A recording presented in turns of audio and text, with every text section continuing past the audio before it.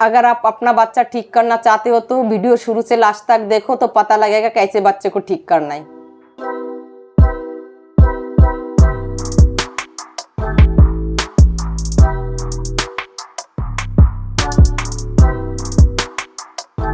Hello friends, मैं हूँ रीना और रीना अथर्वा चैनल पे आप सबको बहुत बहुत स्वागत करती हूँ।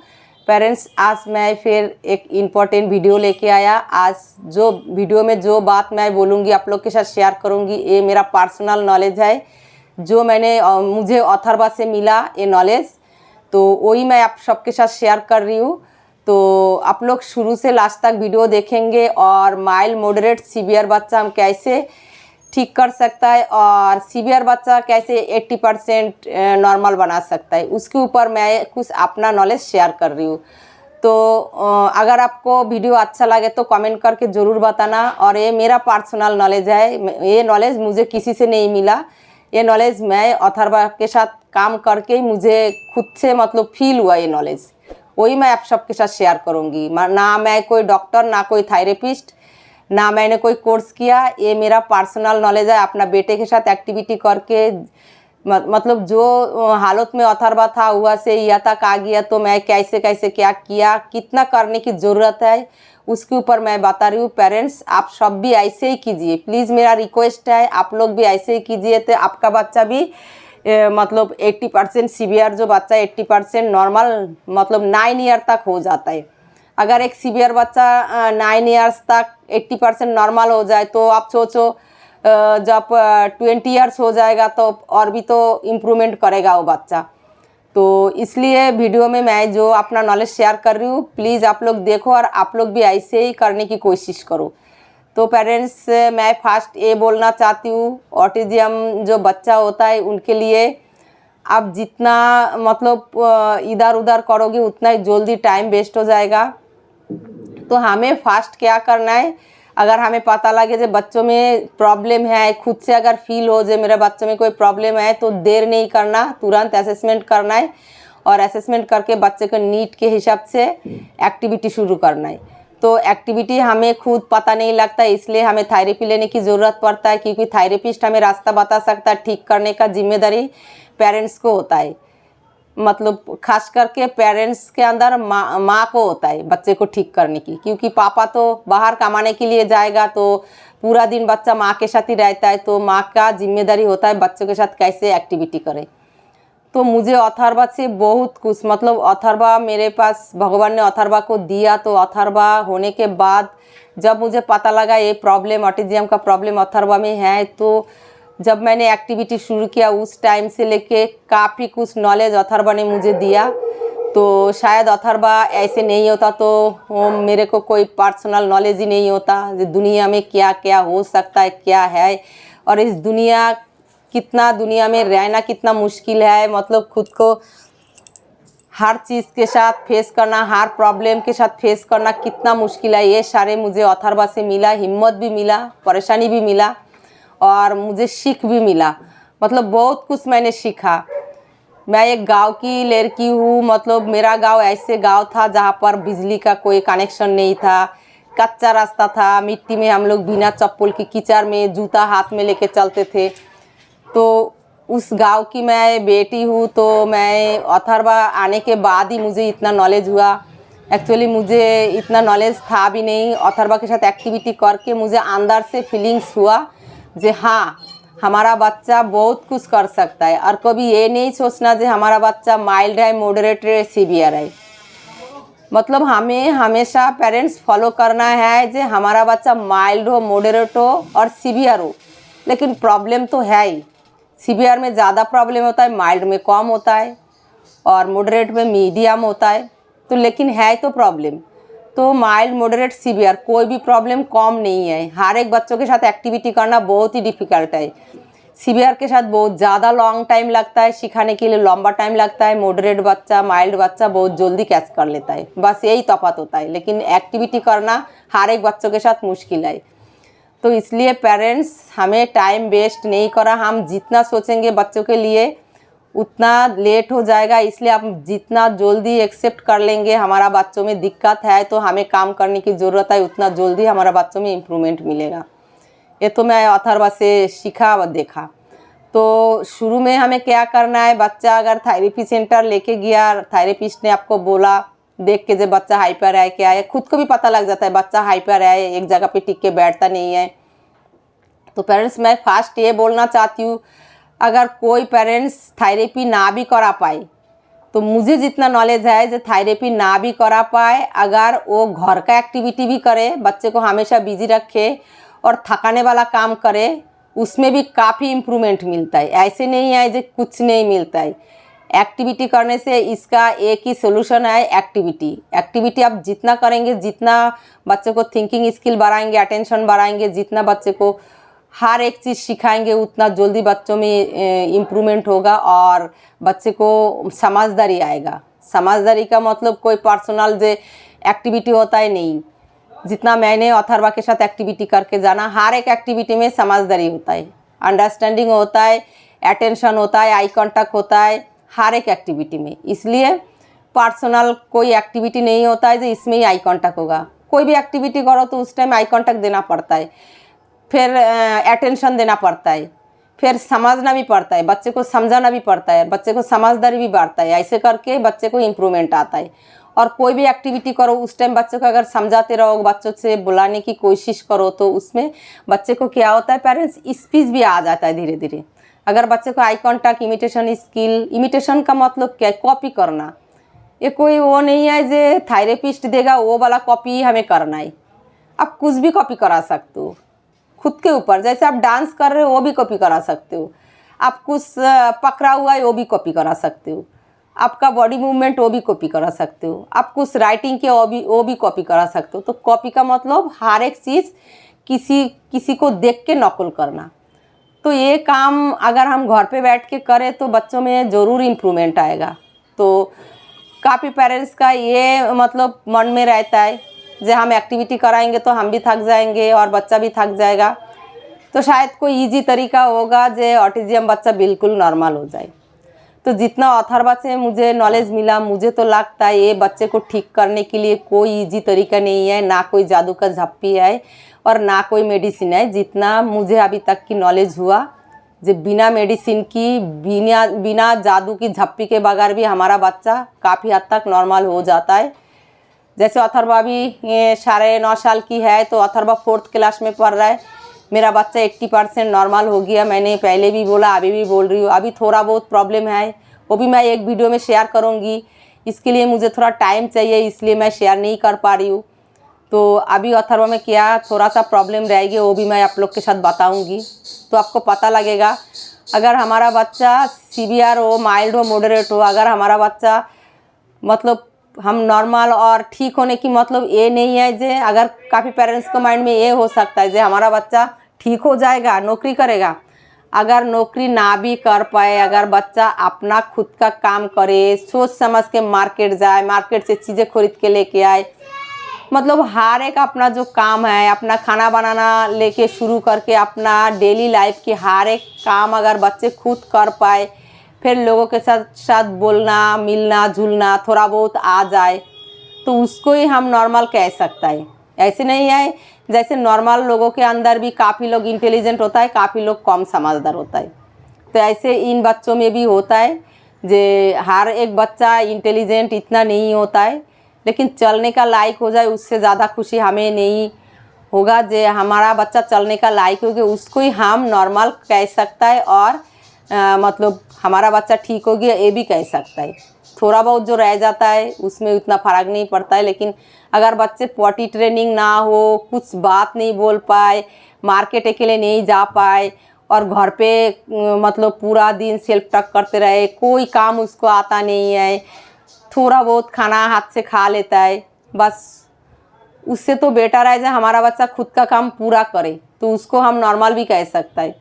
तो पेरेंट्स हमें इसके लिए एक्टिविटी करने की ज़रूरत है। अगर आप घर का काम भी कराओ बच्चे को, जैसे सब्जी काटना, मतलब आलू छीलना, प्याज छीलना, मतलब हर एक काम, झाड़ू लगाना, कपड़ा आप धो रहे हो, कपड़ा उसको निचोड़ने के लिए बोलो, घर का काम में भी इंगेज करके हम बच्चे को इम्प्रूवमेंट कर सकता है।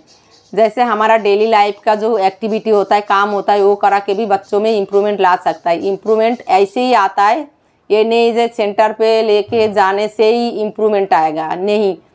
सेंटर आप लेके जाएंगे, उन लोग जैसे एक्टिविटी बताएगा घर पे आके करने की ज़रूरत आपकी है, क्योंकि 40 मिनट में बच्चा इम्प्रूवमेंट उतना नहीं कर सकता है। उन लोग हमें रास्ता दिखा सकता है, काम हमें घर पे करना है।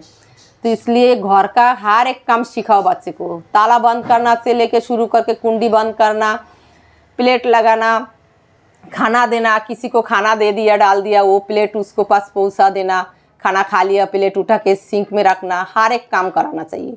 हर एक काम करने से बच्चों में इम्प्रूवमेंट आता है। तो हम अपना तरीका से भी बच्चों में इम्प्रूवमेंट ला सकता है। और जब देखेंगे बच्चा भाग रहा है तो उसको, आपके पास अगर जिम बॉल ना भी हो फिर भी हम जंपिंग, साइकिलिंग, वॉकिंग, फिर जैसे हम लोग योगा किया, जैसे हम लोग नॉर्मल लाइफ में कोई भारी काम करके, हैवी काम करके जैसे थक जाता है, ऐसे हैवी काम भी आप बच्चे को करा सकते हो। ये नहीं है जो आपके पास पैसा नहीं है, जिम बॉल नहीं है तो जिम बॉल के बगैर बच्चों में इम्प्रूवमेंट नहीं आएगा। काफ़ी हद तक इम्प्रूवमेंट आ जाता है, ऐसे नहीं है।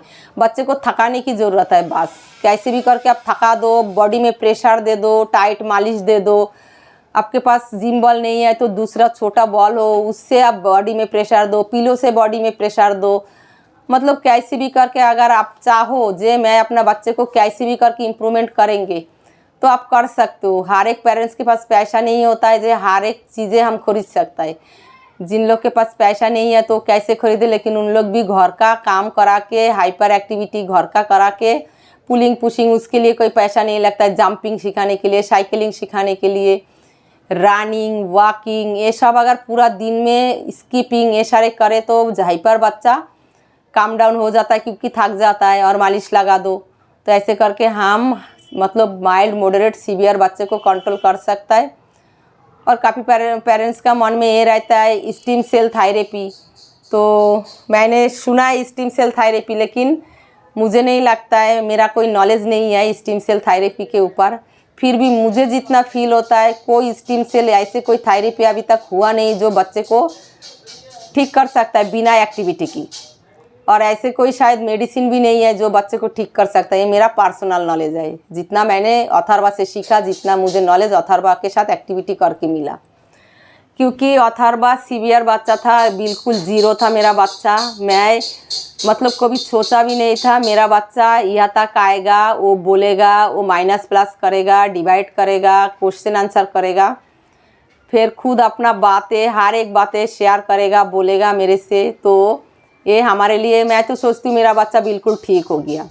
अभी जो थोड़ा बहुत प्रॉब्लम है उसमें भी मैं काम कर रही हूँ, तो वो भी शायद आगे बिल्कुल नॉर्मल हो जाए। अगर थोड़ा बहुत सीवियर बच्चा होके, तो सीवियर बच्चा अगर 80%, 9 साल तक 80% इम्प्रूवमेंट कर ले तो इससे ज़्यादा खुशी हमें क्या हो सकता है। इसलिए पेरेंट्स एक्टिविटी करना है बस। अगर किसी ने मेरा चैनल फॉलो किया, ये मैं एक माँ होकर आपसे वादा करती हूँ, मेरा चैनल अगर किसी ने शुरू से फॉलो किया और एक्टिविटी कराया, हर एक एक्टिविटी उनको बच्चे को सिखाया, तो मैं 100% गारंटी देती हूँ उसका बच्चों में इम्प्रूवमेंट ज़रूर आएगा। मैं एक माँ हूँ, मैं झूठ नहीं बोलूँगी, क्योंकि ये सारे एक्टिविटी करके मैंने अथर्वा को इम्प्रूवमेंट किया। काफ़ी एक्टिविटी का नॉलेज मेरे पास है जो मैंने अथर्वा के साथ करके मुझे मिला। एक्स्ट्रा नॉलेज मेरे पास कुछ नहीं है, लेकिन मेरे पास इतना नॉलेज है जो करने से बहुत कुछ कर सकता है हमारा बच्चा। और कभी ये नहीं सोचना हमारा बच्चा ये नहीं कर पाएंगे, हमारा बच्चा वो नहीं कर पाएंगे। लेकिन मैं एक चीज़ फॉलो किया, हमारा बच्चे को हम कोशिश करता है तो बहुत कुछ सीखता है। टाइम लेता है, टाइम ज़रूर लेता है, खुद से नहीं करता है, ये भी मैं बोल रही हूँ। खुद से कोई काम इन लोग कर नहीं सकता है। जो सीवियर बच्चा है, माइल्ड बच्चा शायद कर लेगा, लेकिन जो सीवियर बच्चा है खुद से कुछ काम सीखता नहीं है। लेकिन अगर आप चाहो जो इसको मैं ये काम सिखाऊंगी, अगर आप टारगेट ले लिया तो वो ज़रूर सीखता है, जो मैंने अथर्वा के साथ किया और अथर्वा ने सीखा। तो ये टारगेट हर एक पेरेंट्स अपना माइंड में बस बैठा लो, जे हमें करना है और सिखाना है। हमें पीछे नहीं हटना, हमें पेशेंस नहीं छोड़ना, और हमें टेंशन नहीं लेना। हमें ये नहीं सोचना हमारा बच्चा ये नहीं कर सकता है। हमारा बच्चा बहुत कुछ कर सकता है। अगर हम उसके पीछे पड़े रहेंगे और एक्टिविटी कराएंगे तो पेरेंट्स, हमारा बच्चा बहुत कुछ कर सकता है। इसलिए डाइट फॉलो करने की भी ज़रूरत नहीं है। GFCF डाइट, मैं काफ़ी वीडियो देखती हूँ। GFCF डाइट में क्या पढ़ा है, मेरे बच्चे को तो मैं कोई डाइट फॉलो नहीं किया। ये मेरा पर्सनल नॉलेज है। अथर्वा के साथ तो अथर्वा एक्चुअली खाना खाता ही नहीं था। मेरे बच्चों में इतना दिक्कत था कि खाने में भी प्रॉब्लम था, तो उसके आবার ऊपर से GFCF डाइट फॉलो कहाँ से करें। थोड़ा बहुत दूध पी लेता था, काऊ मिल्क, वो भी अगर हम बंद कर दे तो फिर बच्चा जिंदा कैसे रहे। इसलिए पेरेंट्स सिर्फ क्या है, मैं अपना नॉलेज बताऊंगी, स्वीट मीठा चीज़ें नहीं देना। अगर 5-6 साल तक बच्चा मीठा चीज़ें नहीं खाएगा तो कोई फ़र्क नहीं पड़ता है। बाद में जब वो काम डाउन हो जाए तब आप दे सकते हो। अभी मैं अथर्वा को देती हूँ कभी कभी, अभी मैं दे सकती हूँ। बाहर जब जाती हूँ जूस वूस अगर चाहिए गर्मियों के टाइम तो मैं दे देती हूँ। ऐसे तो अथर्वा को मीठा चीज़ें ज़्यादा पसंद नहीं, क्योंकि उसको मैंने खिलाया नहीं, इसलिए अथर्वा को पसंद नहीं। और अभी भी अथर्वा अगर बोलता है मीठा नहीं खाना तो मैं कोशिश ही नहीं करती हूँ अथर्वा को मीठा देने के लिए। लेकिन जूस उसको पसंद है गर्मियों के टाइम, अभी मैं जूस दे देती हूँ, क्योंकि अभी अथर्वा में इतना इम्प्रूवमेंट आ गया, जूस देने से भी ज़्यादा फर्क नहीं पड़ेगा और अथर्वा की प्रॉब्लम उतना नहीं बढ़ेगा। क्योंकि हर रोज़ जूस नहीं देती हूँ, मतलब एक आध दिन मैं दे देती हूँ जब ज़्यादा गर्मी होता है। अगर बाहर धूप में हम चला गया तो कुछ प्यास लग गया, या जैसे उस दिन जू में गया था तो उसको खाने के बाद जूस पीना था तो मैं उस दिन एक जूस खरीद के दिया, बस उस दिन दिया, अभी और नहीं दिया। तो ऐसे GFCF डाइट पता नहीं क्या होता है, इतना नॉलेज भी मेरे पास नहीं है। लेकिन मैं तो बोलूँगी मैंने कुछ फॉलो नहीं किया, कोई डाइट नहीं दिया, कोई स्टीम सेल थेरेपी, कोई बिहेवियर की थेरेपी, कुछ नहीं दिया मैंने। मैं ऑक्यूपेशन थेरेपी, स्पीच थेरेपी और स्पेशल एजुकेशन थेरेपी, तीनों थेरेपी मैंने 5 इयर्स तक किया। ये नहीं है, काफ़ी पेरेंट्स का ये क्वेश्चन रहता है थोड़ी दिन शायद मैंने थेरेपी लिया और घर पे एक्टिविटी कराए। नहीं पेरेंट्स, मैं 5 इयर्स सेंटर पे नहीं, थेरेपिस्ट के पास जाके एक्टिविटी लिया। अगर मैं थेरेपिस्ट के पास नहीं जाती तो मेरे को एक्टिविटी का नॉलेज कहाँ से है। मुझे थोड़ी पता लगता है इसके बाद ये करना है, इसके बाद वो करना है, उसके बाद वो करना है, क्योंकि हम पेरेंट्स हैं, हमें तो नॉलेज नहीं होता है जे कौन सा एक्टिविटी करने से बच्चे में इम्प्रूवमेंट आता है, एक्टिविटी कहाँ से शुरू करें। हम पेरेंट्स को ये भी नहीं पता लगता है। ऑटिज़म क्या है ये भी हमें इतना पता नहीं लगता है, हर एक पेरेंट्स को पता नहीं होता है ऑटिज़म का प्रॉब्लम क्या है, इसके बारे में नॉलेज हर एक पेरेंट्स को नहीं होता है। तो हमें भी कुछ भी नॉलेज नहीं था, लेकिन थेरेपिस्ट ने हमें अच्छा रास्ता दिखाया, मुझे एक्टिविटी बताते रही और मैं करते रही और मेरे बच्चों में धीरे धीरे इम्प्रूवमेंट आते रही। इसलिए मैंने ये बोल रही हूँ, अगर आप लोग को अच्छा थेरेपी अगर ना मिले, अगर एक्टिविटी का आइडिया ना हो, आप लोग मेरे चैनल का एक्टिविटी करा सकते हो। जो एक्टिविटी करके अथर्वा 80% नॉर्मल हो गया 9 इयर्स में, तो आपका बच्चा क्यों नहीं होगा। आप लोग बहुत जल्दी निराश हो जाते हो, हमें निराश नहीं होना, हमें पेशेंस रखना है, करते रहना है। 2-3 महीना करके सोचो हमारा बच्चा नहीं बोल रहा है और छोड़ दो तो कभी नहीं बोलेगा। इसलिए हमें बोलने की कोशिश करना है, हमेशा बच्चों से बुलाने की टारगेट रखना है, कंडीशन रखना है। काफ़ी पेरेंट्स का मैसेज आता है जो हमारा बच्चा बोलता नहीं है, तो बोलने के लिए कंडीशन रखना होता है, प्रेशर देना पड़ता है। नॉर्मली इन बच्चा बोलता नहीं है, मेरे बच्चा भी नॉर्मली नहीं बोला, मैंने बहुत प्रेशर डाला, ऐसे नहीं है, बहुत प्रेशर डाला, बहुत मैंने उसको मतलब ऐसे करके बुलाने की कोशिश किया जो अभी तुम बोलोगे तो खाना मिलेगा, नहीं तो नहीं मिलेगा। इशारा करके किचन में लेके जाके ऐसे इशारा करके अथर्वा देखा था पानी का बोतल, खाने का पतीला, प्लेट, लेकिन मैं नहीं देती थी। मैं बहुत मतलब मुश्किल से खुद को कंट्रोल करके 10 मिनट मैं रुकती थी, वो रोती थी, मुझे खींचती थी, कोशिश करती थी खुद लेने के लिए, मैं ऊंचाई में उठा के रख देती थी। लेकिन ऐसे करके करके फिर धीरे धीरे फाइनली एक दिन बच्चा बोल लेता है खुद से खाना। अगर खाना दे दो ये भी ना बोल पाए, अगर खाना बोले उंगली देखा के खाना, तो ये भी बहुत बड़ा बात होता है। खुद से अगर खाना पानी दे दो ऐसे बोलने लगे, उसके बाद सेंटेंस बोलना कोई मुश्किल काम नहीं है। सेंटेंस बोलने के लिए हमेशा प्रैक्टिस की ज़रूरत होता है। आप जैसे सेंटेंस बोलाना चाहते हो आप अपने साथ बोलते रहो, बच्चे सीख जाता है। ये मुझे मिला अथर्वा के साथ। थेरेपिस्ट ने मुझे जैसे जैसे स्पीच के ऊपर काम दिया है मैं करते रही, तो काम दिया इसका मतलब ये नहीं जो कोई पर्सनल कोई काम होता है, बोलने की ज़रूरत है, बच्चों के साथ सिखाने की ज़रूरत है, तो ऐसे करके सीख जाता है।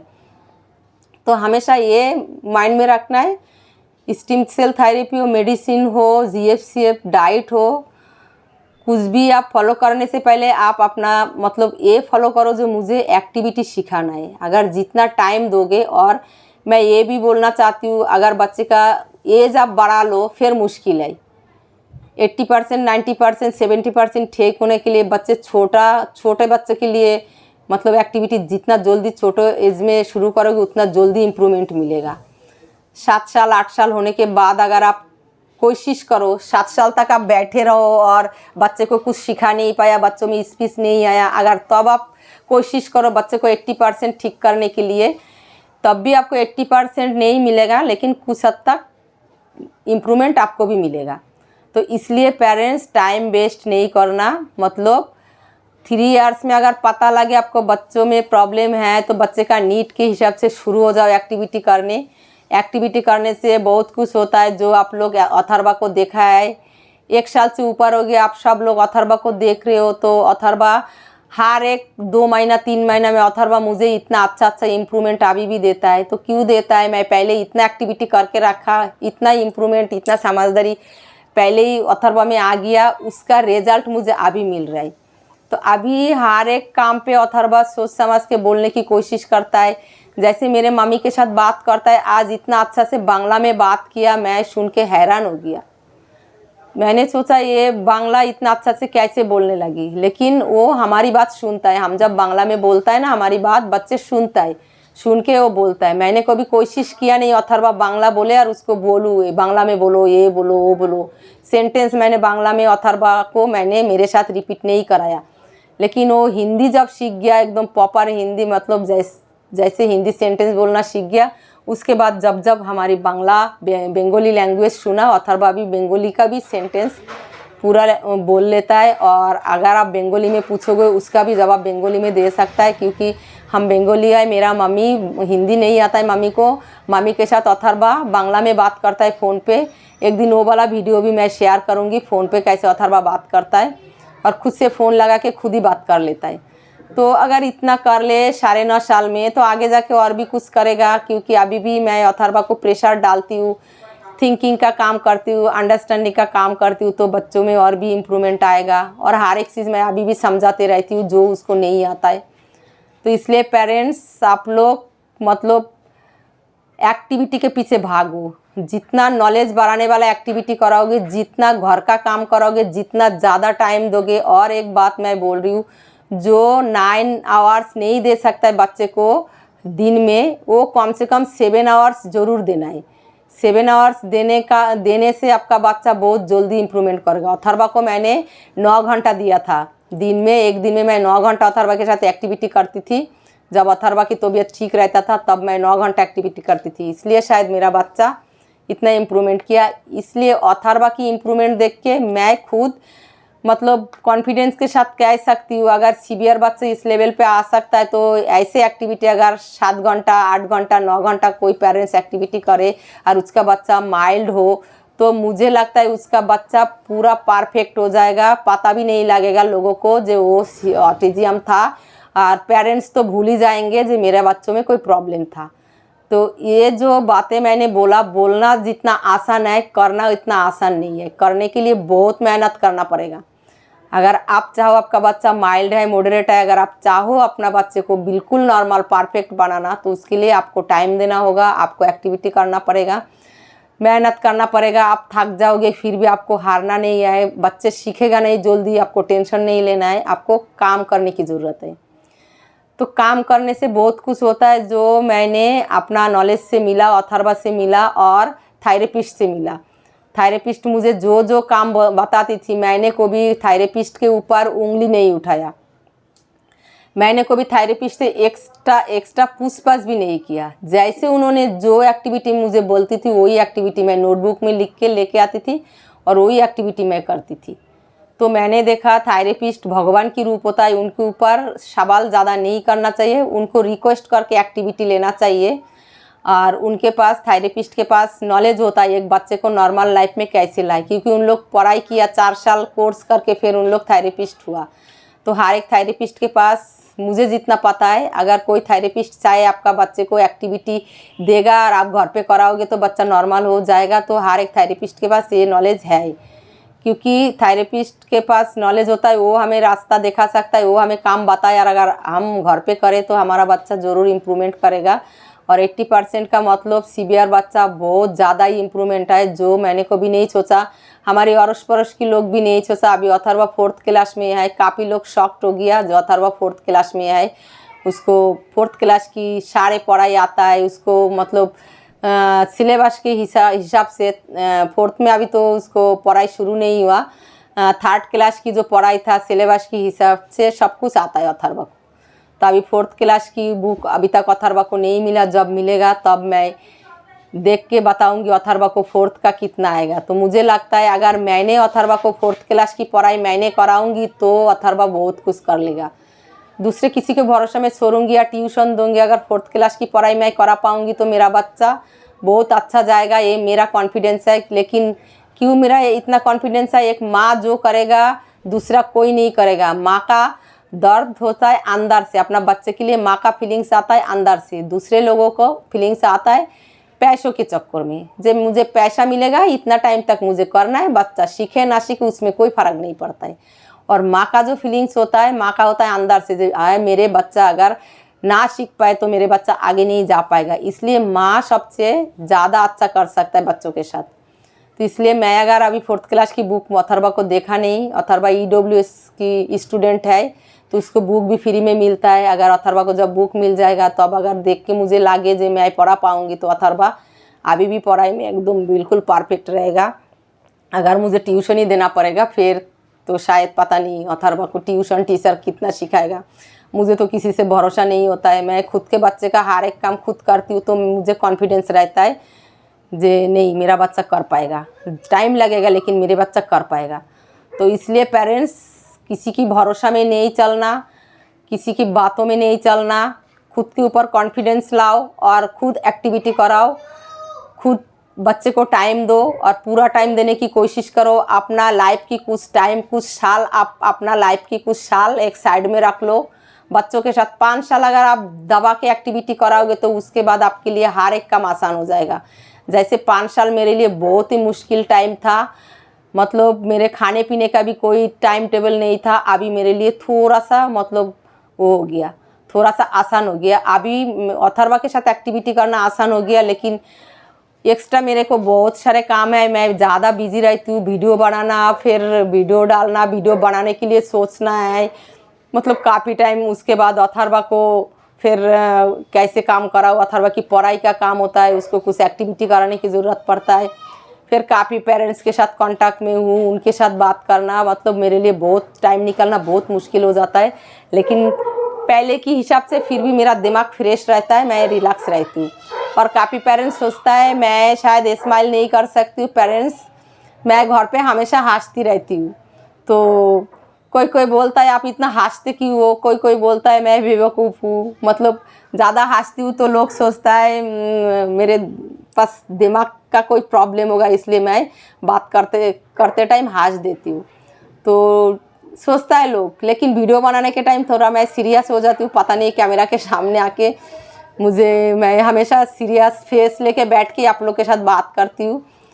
तो अगर मेरा वीडियो अच्छा लगे तो ये टेंशन नहीं करना पेरेंट्स, जे मेरा बच्चा माइल्ड मॉडरेट सीवियर आप करते रहोगे तो बहुत कुछ करेगा हमारा बच्चा। बहुत इसका मतलब 80% 90% ठीक हो जाए और माइल्ड बच्चा बिल्कुल ठीक हो जाए, ये हमारे लिए मतलब खुशी की बात है। इसलिए किसी की बातों में ध्यान नहीं देना, सोचना ही नहीं कि हमारा बच्चा इम्प्रूवमेंट नहीं करेगा। काफ़ी पेरेंट्स को मैं उदास देखती हूँ तो तब मुझे दुख लगता है। पेरेंट्स उदास मत हो, काम करो, आपका बच्चा भी बहुत कुछ करेगा, अथर्वा से भी आगे जाएगा, ये मेरा कॉन्फिडेंस है। अगर आपका बच्चा माइल्ड है मॉडरेट है, अगर आप एक्टिविटी ढंग से कराया और पूरा टाइम दिया, अपना 7-8 घंटा दे दिया दिन को, तो आपका बच्चा अथर्वा से भी आगे जाएगा। आप लोग निराश मत हो। आप जब दुखी होकर बोलते हो ना मेरा बच्चा बोलता नहीं है, मुझे बहुत दुख लगता है, बोलेगा पेरेंट्स उसके लिए हमें टाइम देने की ज़रूरत है। और फ्री टाइम देना ही नहीं, बच्चे को खाली नहीं छोड़ना, हमेशा कोई ना कोई एक्टिविटी पे बिजी रखना है। तो बच्चे को खाली टाइम में फ्री टाइम में कौन सा एक्टिविटी करना चाहिए उसका भी एक वीडियो मैं दूंगी। जब बच्चे को जब आप फ्री छोड़ना चाहते हो तब आप कौन सा एक्टिविटी दे सकते हो बच्चे को, तो उसके लिए मैं एक वीडियो बना के ज़रूर दूंगी। तो आप लोग को अगर वीडियो अच्छा लगे तो लाइक शेयर सब्सक्राइब ज़रूर करना, कमेंट करके ज़रूर बताना। मेडिसिन पे ज़्यादा भरोसा नहीं करना, स्टीम सेल थेरेपी ये वो फलाना ढिमका डाइट फॉलो करना कुछ नहीं करना, हाइपर एक्टिविटी करना है और पूरा दिन बच्चे को बिजी रखना है बाकी एक्टिविटी में। और जिस जिस एरिया में बच्चों को प्रॉब्लम है उसमें ज़्यादा एक्टिविटी करना है और जिसमें कम प्रॉब्लम है उसमें भी एक्टिविटी करना है।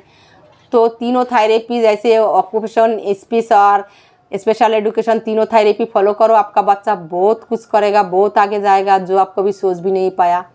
तो आज यहाँ तक मेरा अपना नॉलेज मैंने शेयर किया, तो आप लोग को अच्छा लगे तो कमेंट करके ज़रूर बताइएगा।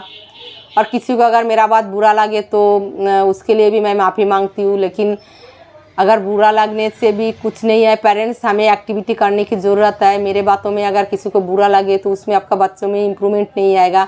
अगर मेरे बात दिल में बैठा के अगर आप एक्टिविटी कराओगे तो उसमें आपका बच्चे को इम्प्रूवमेंट आएगा। तो मैं चाहती हूँ हर एक बच्चा इम्प्रूवमेंट करे, हर एक पेरेंट्स थोड़ा सा रिलैक्स हो जाए। मतलब एक माँ जिसके बच्चा ऐसे है, जिसका बच्चा ऑटिज्म है, जिसके बच्चों में प्रॉब्लम है, जो बहुत प्रॉब्लम फेस किया, उसको पता है जो हर एक पेरेंट्स कितना परेशानी में है। तो मुझे पता है एक दिन मैं जहाँ पर थी आप लोग शायद वहीं पर है। तो आप लोग टेंशन मत कीजिए, आप लोग भी काम करते रहिए, आपका बच्चा भी अथर्व से आगे जाएगा। तो पेरेंट्स रिक्वेस्ट है आप लोग एक्टिविटी कराइए। 2 घंटा 3 घंटा करने से कुछ नहीं होगा, 7 घंटा मिनिमम करना ही चाहिए। और 8-9 घंटा हो तो और भी बढ़िया है, तो 7 घंटा मिनिमम करना ही चाहिए। तो आप लोग करते रहिए और मुझे मैसेज करके ज़रूर बताइए कैसे लगा वीडियो। आज यहाँ तक, फिर न्यू वीडियो में न्यू एक्टिविटी लेके फिर आप लोग के साथ मिलती हूँ। Ta ta bye bye, thank you so much.